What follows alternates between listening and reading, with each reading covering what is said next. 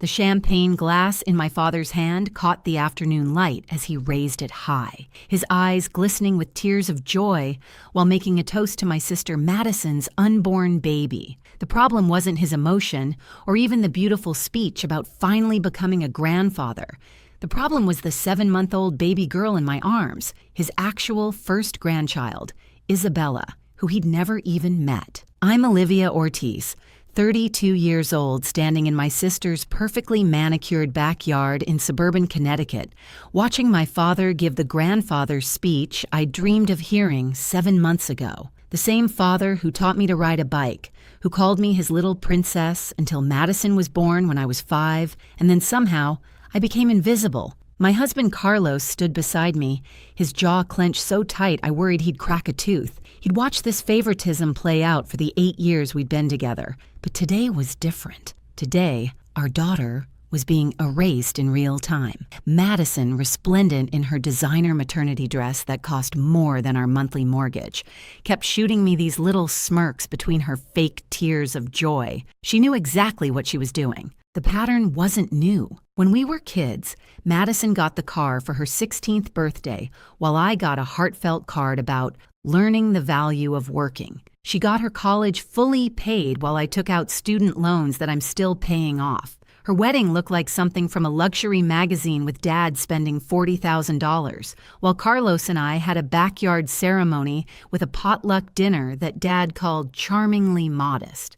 But this was different. This wasn't about money or things. This was about my daughter's existence. Dad was really warming up to his speech now, talking about how he'd waited so long for this moment, how he'd been collecting toys and books for his future grandchild, how Madison had made his dreams come true. The crowd of about 50 relatives and friends was eating it up, dabbing at their eyes, while Madison's husband Derek filmed everything for their social media. Madison had always been good at production value. The thing that hurt most was the nursery he described setting up in his house. The same nursery I'd tried to tell him about when Isabella was born. But somehow he'd always been busy when I called, always had something urgent when I tried to visit, always promised we'd get together soon. Now I understood why.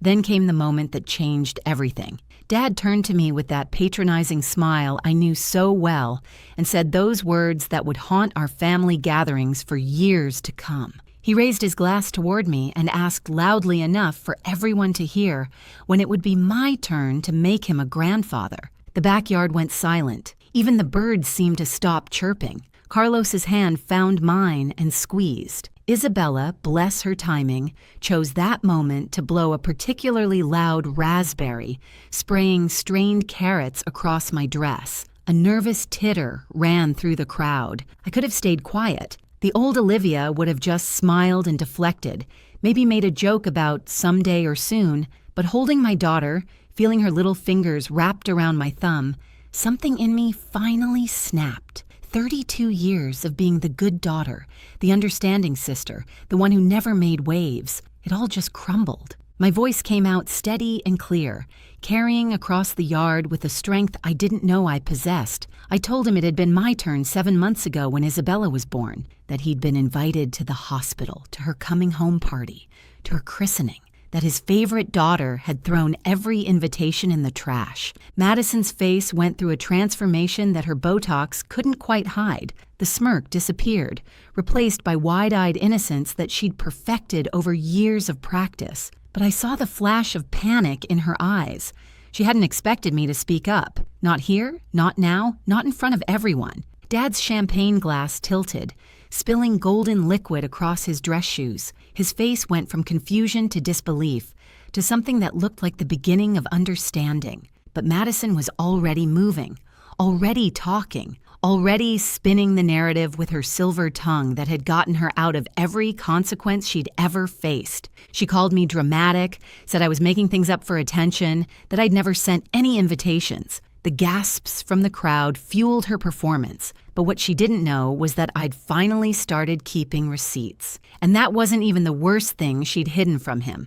10 months before that disastrous toast, when I was 3 months pregnant, I'd told Madison about my pregnancy. We were having lunch at her favorite overpriced salad place, the one where she always insisted on meeting because she knew I couldn't really afford it, but would never admit it. I was nervous but excited, placing my hand on my still flat stomach as I shared the news that Carlos and I were expecting. Her reaction had seemed perfect at the time. She squealed, hugged me, even cried a little. She immediately volunteered to tell Dad, saying she knew exactly how to make it special for him. I should have known better. Madison never did anything that didn't benefit Madison. The weeks that followed were filled with strange absences. Family dinners happened without me. Always, when I supposedly had work conflicts I didn't remember mentioning. Dad's birthday celebration moved dates without anyone telling me until after. Sunday brunches at his country club became Madison-only affairs because, according to her, I'd said I was too tired from pregnancy. What really happened was a masterclass in manipulation. Madison told our relatives I was going through a difficult phase, that the pregnancy was making me antisocial, that I'd asked for space. She painted herself as the concerned sister, desperately trying to include me while respecting my wishes for distance. Our Aunt Helen later told me Madison would lower her voice conspiratorially and mention how worried she was about my mental state. The baby shower planning started when I was 5 months along. Madison insisted on organizing everything, said it was her gift to me. She created a Pinterest board, a group chat for planning, even a spreadsheet for RSVPs. Everything looked perfect on the surface. She'd send me screenshots of her discussing dates with Dad's side of the family, showing how involved she was making everyone. But the RSVPs never came. Dad was always suddenly busy on the proposed dates. Our uncles had last-minute business trips. Cousins had kids' recitals. The shower kept getting postponed, rescheduled, reorganized. Madison would sigh dramatically and promise to fix it, always with that concerned sister act that should have won her an Oscar. Carlos started noticing things first. He's always been more observant than me, less willing to give my family the benefit of the doubt. He pointed out how Madison's Botox appointments mysteriously conflicted with every attempt to include Dad in pregnancy updates, how her emergency work meetings always happened right when we were supposed to drop by Dad's house, how her phone was always conveniently dead when Dad tried to reach me through her. Before I continue, I'd love if you could hit that like button and let me know in the comments where you're watching from and what time it is there. Your support means everything to this channel. Thank you. Then there was Grandma Rose's will situation. Our grandmother had passed 2 years earlier, leaving her vast collection of vintage jewelry to the first granddaughter to have a daughter of her own. It was an old-fashioned stipulation that had made us both roll our eyes at the time, but Madison had convinced Dad to let her safeguard the collection at her house, claiming I'd told her I wasn't interested in old family heirlooms, that I'd called them outdated and dusty. Once Isabella was born and the inheritance technically became mine, Madison had already been selling pieces for months. The recipes were another issue entirely. Grandma Rose had run a successful catering business for 40 years, and her secret recipes were legendary in our Connecticut town. She'd left them to both Madison and me, expecting us to share them and maybe restart the business together. Instead, Madison started a food blog called Madison's Modern Kitchen, where she posted those exact recipes, claiming she'd developed them through years of experimentation. The funny thing was, Madison couldn't actually cook. I mean, the woman once burned water trying to make pasta. So when she attempted to make Grandma's famous 7-layer chocolate cake for a live stream, it collapsed like a chocolate landslide on camera. The video went viral, but not in the way she'd hoped. Someone had commented that it looked like a mudslide at a construction site, and that became the top comment with 12,000 likes. Everything might have continued like this indefinitely if I hadn't stopped by Madison's house unexpectedly one day when Isabella was 6 weeks old. I'd been driving by after a pediatrician appointment and thought I'd try once more to bridge the gap. Madison wasn't home, but her housekeeper Maria let me in to wait. Maria had always liked me better, probably because I actually knew her children's names. While waiting, I noticed Madison's trash can was overflowing in her home office. Being the helpful sister I'd always tried to be, I went to compress it down. That's when I saw it. Right on top, barely crumpled, was the invitation to Isabella's coming home party. the one I'd hand-delivered to Madison to give to Dad, the one with the little pink footprints and the photo of Isabella's perfect little face. But it wasn't just one invitation. As I pulled that one out, I found another beneath it, and another, the hospital announcement, the christening invitation, the professional photos I'd sent for Dad's office. All of them were there, thrown away like garbage, some still in their unopened envelopes. My hands shook as I pulled out my phone to document everything. This wasn't neglect or forgetfulness. This was deliberate, calculated erasure of my daughter from my father's life. The jewelry discovery happened by accident. Derek, Madison's husband, had innocently mentioned at a family barbecue how nice it was that Madison was selling some old jewelry to help fund their nursery. He showed me photos on his phone of the pieces she'd listed online, asking if I thought the prices were fair. My blood turned to ice when I recognized Grandma Rose's Art Deco engagement ring, the one worth $30,000 listed for $3,000 on a resale site. The collection was technically supposed to come to me once Isabella was born.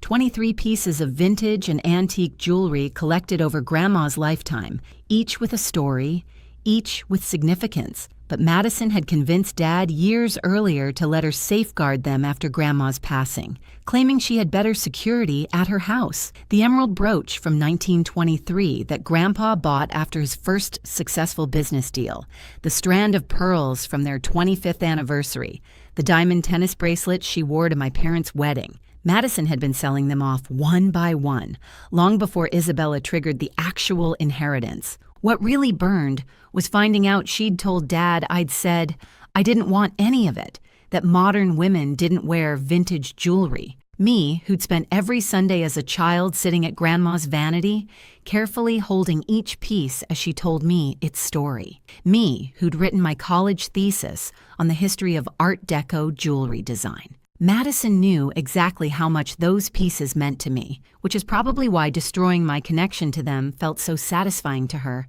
The catering business situation was equally calculated. After Grandma passed, there'd been interest from several local restaurants in purchasing her recipes. We were supposed to decide together, but Madison told them I was too busy with my corporate job to care about a small family business. She sold 5 recipes to a chain restaurant for a fraction of their worth, then used the rest for her blog, adding insult to injury by barely modifying the names. But the blog itself was a comedy of errors. Madison might have had Grandma's recipes, but she had none of her technique. The infamous mudslide cake was just the beginning. Her attempt at Grandma's delicate macarons looked like colorful hockey pucks. The French onion soup somehow caught fire. The beef Wellington came out looking like something from a crime scene. Her followers started tuning in just to watch the disasters unfold. If you're enjoying this story and want to hear how everything unraveled for Madison, please take just a second to subscribe to the channel and hit that like button. Your support truly helps me continue sharing these stories, and it means more than you know. Carlos's cousin Miguel, a software engineer with too much time on his hands, offered to do some digital digging. What he found was a goldmine of deception. Deleted emails where Madison explicitly told family members I didn't want them at my baby shower. Messages to my boss during my pregnancy, suggesting I'd mentioned wanting to quit after the baby. Even a fake Instagram account she'd created pretending to be me, posting about how exhausted and overwhelmed I was, how I needed space from family. The promotion I'd lost suddenly made sense. I'd been up for senior management, a position I'd worked toward for 5 years. But mysteriously, concerns arose about my commitment level right after I'd announced my pregnancy to Madison. My boss had received an anonymous tip that I was planning to be a stay-at-home mom. The typing pattern in the email Miguel recovered matched Madison's other messages perfectly, right down to her peculiar habit of using ellipses instead of periods. She'd even stolen catering contracts from me. I'd started taking small jobs on weekends using Grandma's recipes, with her permission before she passed. Madison undercut my prices by 40%, telling clients I'd recommended her because I was too busy. 3 wedding contracts, 2 corporate events, and a year's worth of monthly dinner parties.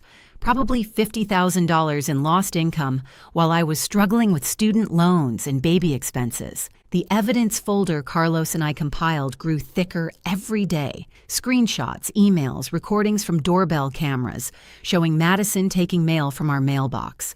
Our neighbor, Mrs. Patterson, bless her nosy heart, had documented everything because she thought Madison was having an affair with our mailman. She was disappointed to learn it was just theft, but happy to share her extensive surveillance footage. The turning point came when Madison accidentally sent me a text meant for her best friend Brittany. It read, "Olivia's here with that baby again, acting like anyone cares. Dad won't even know she exists until my kid is at least 5.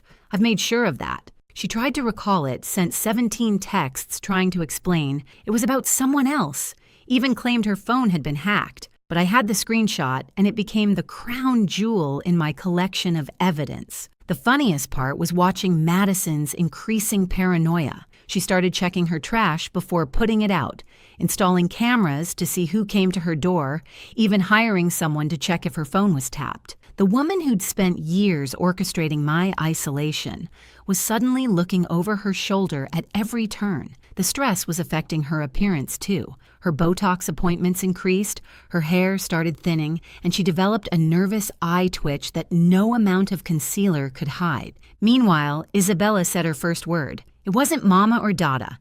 It was Pop Pop, the name I'd been teaching her for the grandfather she'd never met. I had it on video, this perfect moment of my daughter calling out for a grandfather who didn't know she existed. It broke my heart and steeled my resolve in equal measure. The family group chat discovery happened during Isabella's first fever. I was exhausted, scared, and desperately trying to reach Dad for advice because he'd always been calm in medical situations. Madison told me he was at his cabin with no cell service, except Derek accidentally let slip that they'd just been texting in the family group chat about plans for next weekend. That's when I learned about Family Forever, a group chat with 47 members that had been active for 2 years. 2 years of daily messages, photos, plans, and conversations I'd never been part of. Carlos helped me get access through his aunt who'd married into the family. What I found was heartbreaking and infuriating in equal measure. There were over 200 messages about Madison's pregnancy journey, ultrasound photos, nursery planning, name discussions, even a betting pool about the delivery date. During those same months, I'd been actually pregnant, actually going through everything they were discussing theoretically. While they debated whether Madison would have morning sickness, I was throwing up every morning alone. While they planned her baby shower, mine kept getting mysteriously postponed. Dad had asked about me exactly 3 times in 2 years of messages. Each time, Madison responded quickly. I was busy with work.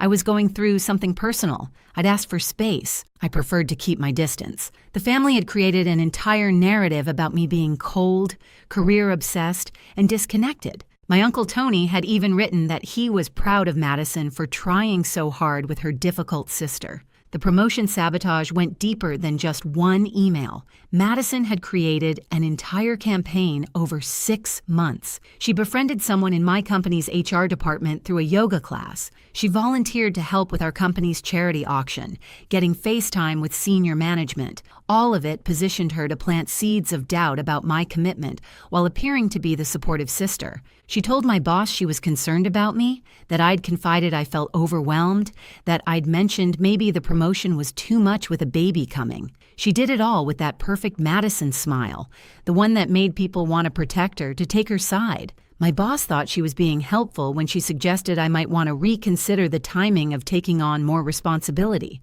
The catering business sabotage was equally methodical. She'd created professional-looking business cards with her name and Grandma's recipes. She attended the same networking events I did, but an hour earlier, introducing herself to all my potential clients. She even hired a professional photographer to take pictures of food she hadn't cooked, using them to create a portfolio that looked more professional than my homemade photos of actual dishes I'd prepared. But technology was Madison's weakness, and it became her downfall. She didn't understand that deleted emails weren't really gone. She didn't know that her fake Instagram account's IP address could be traced. She had no idea that modern cars track location data, proving she was at my mailbox when mail went missing. Every digital footprint she left became another piece of evidence in our growing case. Miguel found something else interesting. Madison had been researching grandparents' rights in Connecticut, specifically about whether grandparents could get visitation if they'd never met the child. She'd also looked up whether birth announcements were legally required. She was trying to figure out how long she could keep Isabella hidden from Dad before it became legally problematic. The answer, it turned out, was indefinitely, as long as no one told him the truth. Isabella's first word on video became something more than just a heartbreaking moment. It became evidence of what Madison had stolen from my father. The relationship with his first grandchild, 7 months of firsts, of moments that could never be recaptured. When I showed the video to Carlos's mother, she cried. When I showed it to my therapist, she cried. When I accidentally showed it to the grocery store clerk while searching for a coupon on my phone, she cried too. The security footage from our neighbor revealed Madison's visits happened like clockwork. Every Tuesday and Thursday when Carlos and I were at work, she'd walk up our driveway, take the mail, sort through it in her car, and drive away with anything that looked important. Bills got through, junk mail got through, but anything personal disappeared. Birthday cards from relatives, Isabella's insurance cards, even her Social Security card had to be reordered. Then came the accidental text that changed our strategy. Madison sent it to me instead of Brittany again, this time complaining about having to maintain so many lies, about how exhausting it was to keep track of what she'd told to whom. She actually used the word exhausting to describe destroying my relationship with our father. That's when I knew the baby celebration was our moment. She was tired getting sloppy, and her pregnancy was making her feel invincible. Carlos and I spent hours planning our approach. We couldn't just dump everything at once. It had to be surgical, precise, each revelation building on the last until the full picture emerged. We needed witnesses, lots of them. We needed Dad to understand not just what happened, but why and how. We needed Madison to have nowhere to run, no story to spin, no way to make herself the victim. The plan was perfect, or so we thought. What we didn't account for was just how deep Madison's preparations went, or that she'd been planning her own reveal at the party. The collision of our two plans would create a scene that our family would talk about for generations, though not quite in the way anyone expected. The decision to expose everything at Madison's baby celebration wasn't made lightly. Carlos and I spent 3 weeks preparing, treating it like a military operation. We called it Operation Isabella's Justice, which Carlos thought was too dramatic, until I reminded him that Madison had literally erased our daughter from existence in our father's world. After that, he suggested we should have matching T-shirts made. Our first ally came unexpectedly.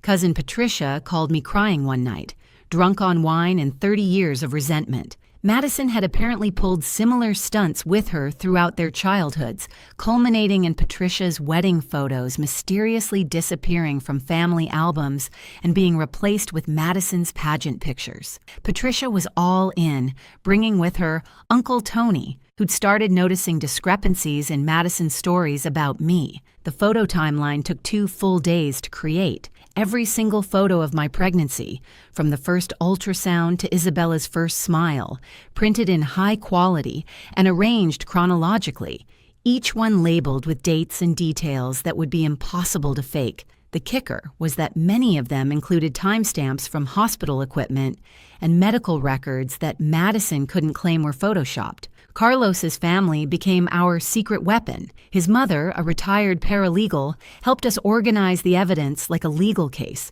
His sister, Rosa, a social media manager, created a digital presentation that could be pulled up on any phone or tablet. His brother, Marco, who worked in security, helped us retrieve and authenticate all the surveillance footage. The Ortiz family had adopted me completely, and they were furious about what Madison had done. The video compilation was the hardest to watch.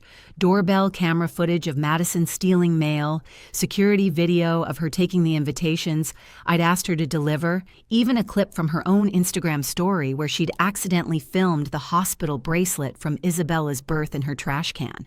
Miguel had enhanced everything, added timestamps, made it undeniable. It was 23 minutes of pure pure deception, captured in high definition. We found 12 pieces of Grandma Rose's jewelry listed on various resale sites. Miguel created a spreadsheet tracking each piece, its actual value versus Madison's listing price, and screenshots of Dad telling people I didn't want them. The total value she'd sold or tried to sell came to $93,000. That wasn't including the pieces she'd kept for herself, wearing them to family events while telling everyone she'd bought them with her blog earnings.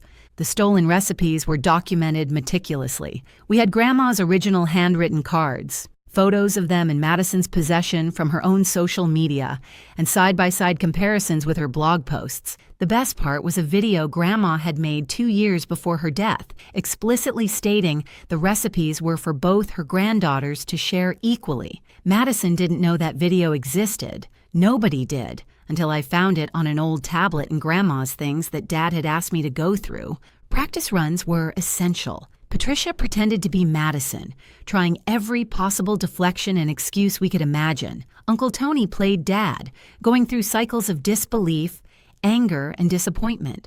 We rehearsed until our presentation was bulletproof, until every possible objection had an answer. Every potential escape route was blocked. It was exhausting. But Isabella deserved nothing less than complete vindication. The christening gown was our secret weapon. Grandma Rose's own christening gown from 1935, handmade Irish lace, passed down through 4 generations. Madison had told Dad it was lost in a flood that never happened, but I'd had it all along, carefully preserved, waiting for my daughter. Isabella would wear it to the party, a visual reminder of the heritage Madison had tried to steal. Carlos's cousin Rosa created a backup plan. If Madison somehow managed to spin the narrative, or if Dad didn't believe us, we'd go nuclear. Everything would be posted online. Every piece of evidence, every screenshot, every video. Madison lived for her online reputation. The threat of total exposure would be our insurance policy. We wouldn't even have to mention it. Just knowing we had that option gave us confidence. The humor in our planning came from unexpected places. Marco suggested we hire a mariachi band to play after the revelation, joking that nothing says, "You've been exposed," like sudden trumpets. Rosa wanted to create a bingo card for family members to mark off Madison's predicted excuses. Patricia actually did make one, with squares like, "I was protecting everyone," and "Olivia's exaggerating," and "hormones made me do it." She distributed them discreetly to trusted family members. 3 nights before the party, I couldn't sleep. Isabella was cutting a tooth. Carlos was stress-eating his way through our entire pantry, and I kept second-guessing everything. What if it backfired? What if Dad chose Madison anyway? What if destroying Madison's image destroyed our entire family? But then I looked at Isabella, at this perfect little person who deserved to know her grandfather, and I knew we had no choice. The morning of the party arrived gray and humid, like the universe was setting the stage for drama. Madison had texted me 3 times to make sure I was coming, each message dripping with fake sweetness. She wanted me there to see Dad fawn over her pregnancy while ignoring my actual child. What she didn't know was that 47 other people were coming specifically to support Isabella and me, all secretly informed by Patricia's midnight phone calls. The party was Madison's typical overdone affair. Pink and gold everything. A candy bar that cost more than most people's monthly groceries, a professional photographer, and even a videographer to capture what she thought would be her perfect day. The irony of her hiring someone to document her own downfall was not lost on me. Carlos whispered that we should ask for a copy later. When Dad asked when it would be my turn and I delivered that practice line about 7 months ago, the silence was deafening. Madison's laugh, high and forced, tried to break the tension. She actually said I was making a joke, that everyone knew I was childless by choice, focused on my career. That's when Isabella, my perfect daughter with impeccable timing, reached out and grabbed Dad's tie, looking him directly in the eyes and said clear as day, "Pop, pop." Dad's face went through a transformation I'll never forget. Confusion, recognition, realization, and then something that looked like physical pain. He reached out instinctively toward Isabella, then pulled back, looking at Madison for explanation. She was already talking, already spinning, saying I'd obviously coached the baby, that this was some sick joke, that I was trying to ruin her special day with lies. That's when Patricia stepped forward with the photo album, not dramatically, just walked over and placed it in Dad's hands, saying she thought he might want to see what he'd missed. The first photo was from the hospital, me holding Isabella minutes after birth, the whiteboard behind us clearly showing the date and time. 7 months and 3 days ago. While Dad looked at it, Uncle Tony pulled up the digital presentation on the outdoor TV Madison had rented for the party. The video started playing automatically, Madison's voice clear as day, from a doorbell camera. Dad doesn't need to know about Olivia's baby yet. Let me have this first. The crowd gasped. Madison grabbed for the remote, but Marco had already disabled it.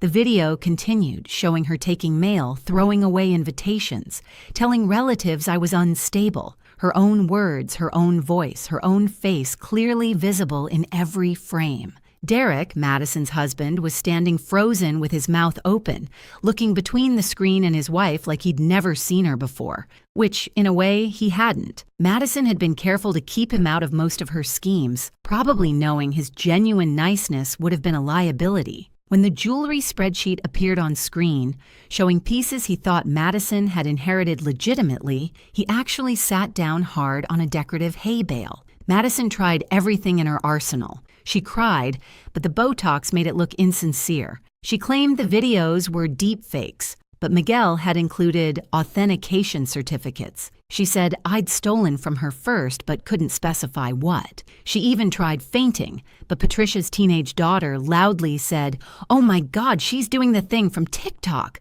and everyone realized it was fake. Madison's eyes snapped open in frustration, completely giving herself away. Dad hadn't said a word.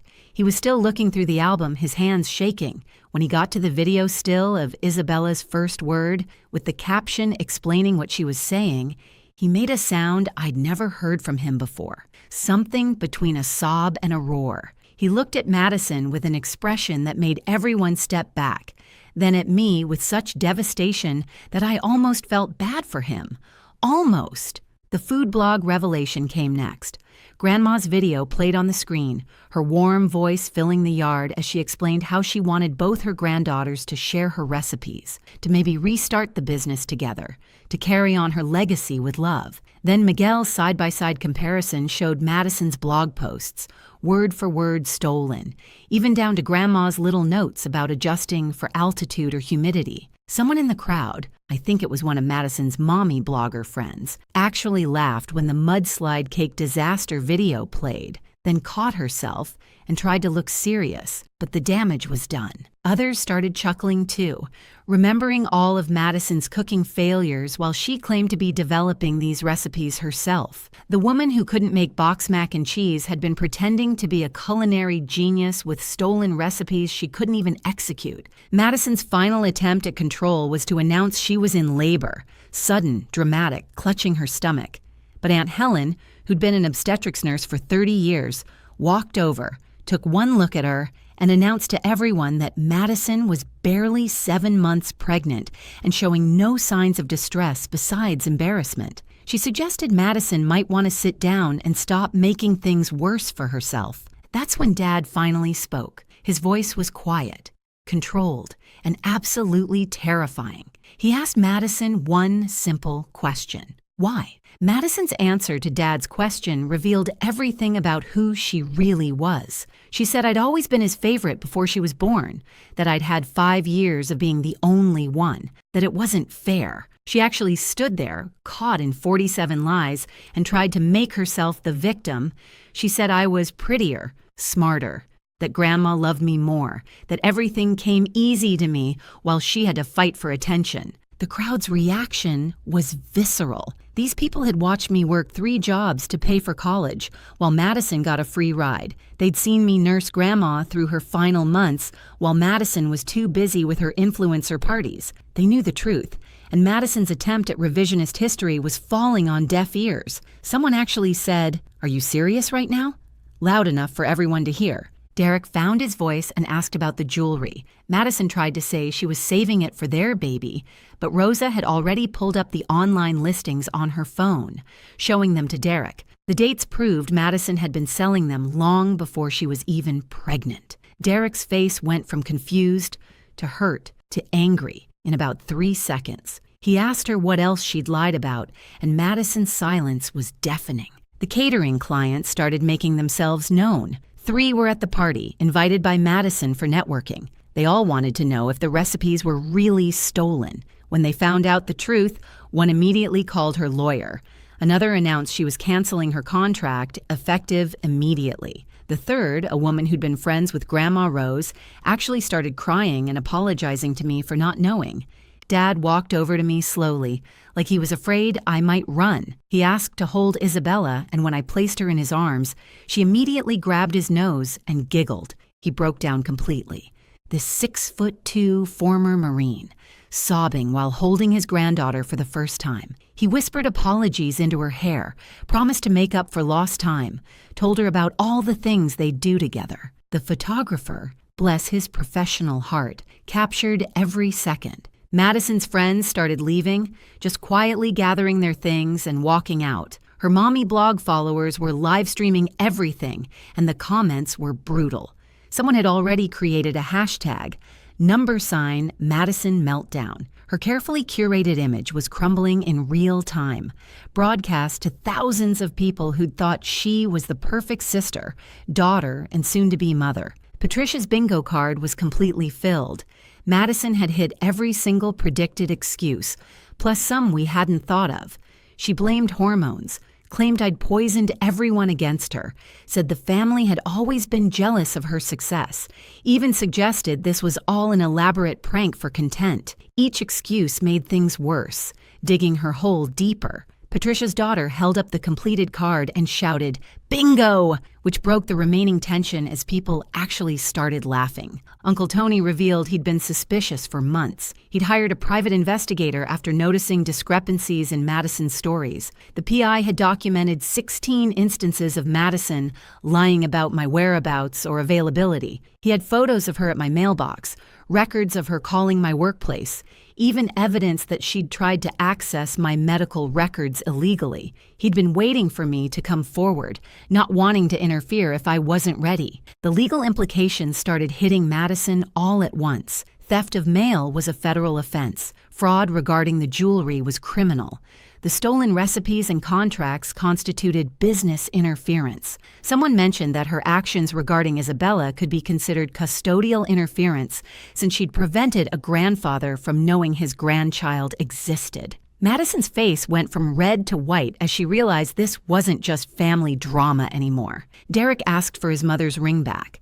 She'd given it to Madison for their engagement, but now he wanted it returned. Madison tried to say it was being cleaned, but Rosa had already found the online listing where it had sold 2 months ago. Derek's mother, who'd been quiet until then, stood up and announced that their prenuptial agreement had a fraud clause. Madison had signed it thinking she was so much smarter than everyone else.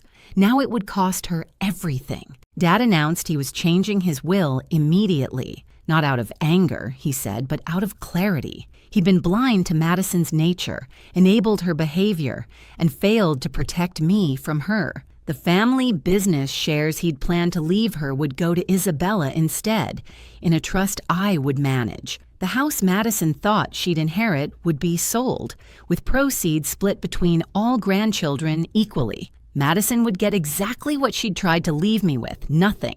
Madison's final attempt at manipulation was aimed at me. She approached slowly, tears finally managing to fall despite the Botox, and said we were sisters, that blood meant something, that I couldn't really want to destroy her like this. She actually used the phrase, "after everything I've done for you," which caused such an outcry from the crowd that she stepped back. I told her she was right. After everything she'd done, this was exactly what she deserved. 5 months have passed since Madison's baby celebration became her public unmasking.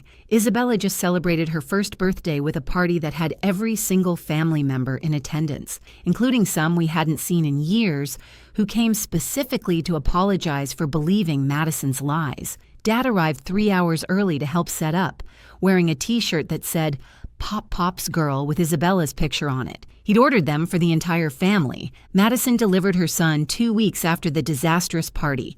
Stress-induced early labor, though both she and the baby were fine. Derek filed for divorce the day after the birth, having discovered through the investigation that Madison had opened credit cards in his name and run up $60,000 in debt. He got full custody with Madison having supervised visitation. He says his son won't grow up thinking lying is acceptable. The jewelry recovery was remarkable. Once word spread in the vintage jewelry community about what Madison had done, dealers who'd bought pieces reached out to return them. Most sold them back to us at the price they'd paid Madison, taking the loss rather than profiting from theft. Grandma Rose's complete collection now sits in a safety deposit box, waiting for Isabella and any future cousins to be old enough to appreciate them. Madison's blog imploded spectacularly. The cooking disaster videos went viral as a compilation called How Not to Cook Your Grandma's Recipes. Food Network actually reached out to me about doing a show about authentic family recipes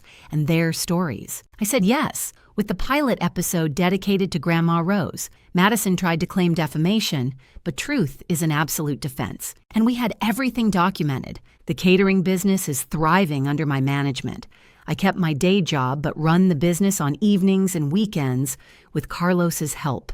We hired 2 of Grandma's old employees who came out of retirement just to spite Madison. Our signature dish is now Honest Apple Pie, with a tagline about authentic family recipes. Madison sees our van around town constantly, a rolling reminder of what she lost. Dad and Isabella are inseparable. He picks her up every Tuesday and Thursday for adventures, which usually means the park or library, but to him might as well be Disney World. He's documenting everything, making up for lost time with photos and videos. He even started a private Instagram just for family to follow Isabella's growth. Madison isn't invited to follow it. The family dynamics have completely shifted. Patricia and I have become close friends, bonding over shared Madison trauma. Uncle Tony apologized publicly at Thanksgiving for not seeing through the lies sooner. Even Aunt Helen, who'd always favored Madison, admitted she'd been willfully blind to the obvious red flags. The family meetings that used to center around Madison now happen at my house, with Isabella as the unofficial mascot. Madison herself lives in a small apartment on the other side of town. She works at a marketing firm that didn't Google her before hiring, but certainly did after. She's kept the job, but lost the respect. Her social media presence is ghost towns of former glory. The mommy bloggers blacklisted her. The charity boards asked her to resign.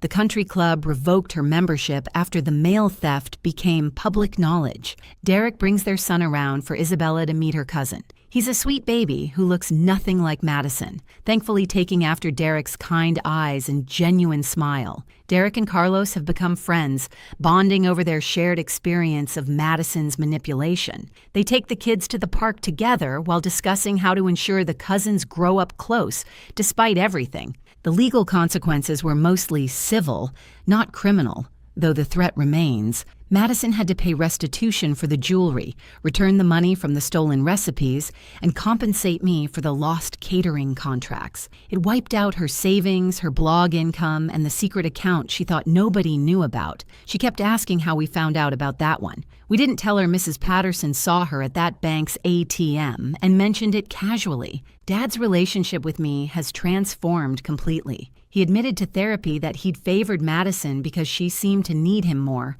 while I was always independent. He didn't realize that independence was a survival mechanism, not a choice. Now he texts me every morning, comes for dinner twice a week, and tells everyone who'll listen about his brilliant daughter and perfect granddaughter. It only took 32 years, but I finally have the father I always wanted. The most satisfying moment came last week at the grocery store. Madison was there with her son, and Isabella called out, "Pop, Pop," when she saw a man who looked like Dad. Madison's face crumbled as she realized Isabella talks about her grandfather constantly, that he's a regular part of her life, that the bond Madison tried to prevent is now unbreakable. She left her cart and walked out. The cashier asked if I knew her.